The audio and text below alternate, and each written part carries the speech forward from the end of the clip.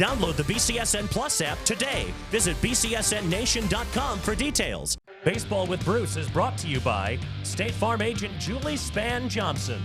Covering your bases and protecting your future. Call Julie for all of your insurance needs.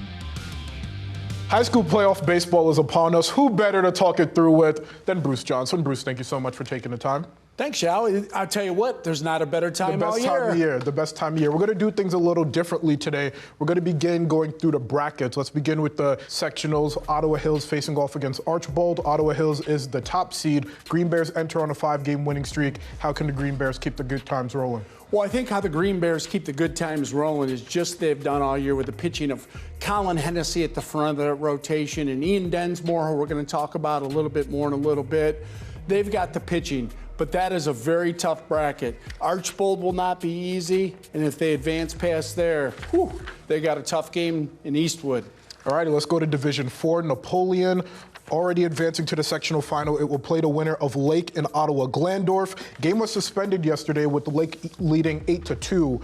Assuming that result holds, how do you see that matchup playing out in the sectional finals? I think it's a coin flip. I think Napoleon and Lake are truly the best two teams in that area.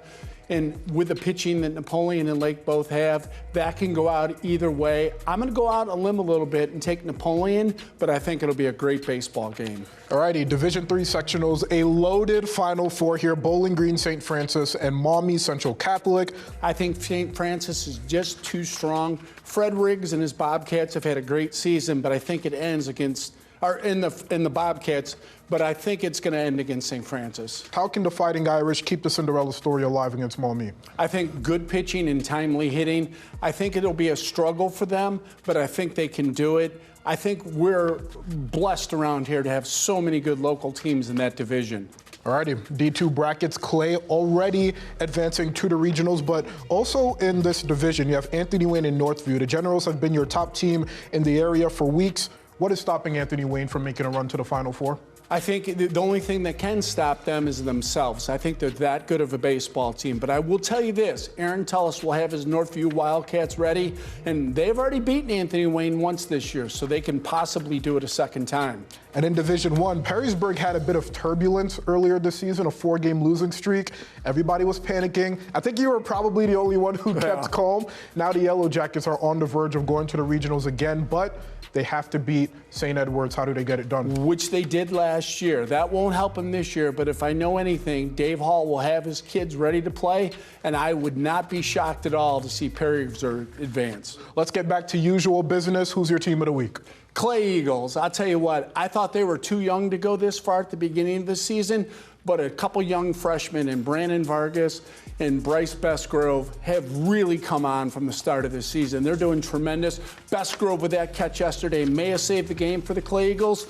And when you have a Landon Eversman on the mound, followed up by a Darren Fussell, you're in great shape. And oh, by the way, Fussell hits a walk-off homer to win the league title. Yeah. And I'll tell you what, this has been Jimmy Phillips' best job by far. They're getting contributions from George Edwards, Ian DeWitt. Just there's a different star every night, and when you have a Landon Eversman at the top, you're going to be good. Who's your player of the week?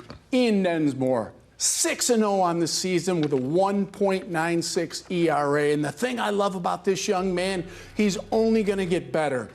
He's an underclassman, needs to put on a little size and weight if he can do that. But I tell you what a bulldog on the mound. You know, I'm telling you, I've watched that man compete, very quiet. But when he's on the mound, he's fierce. I'm going to start calling him the Bulldog.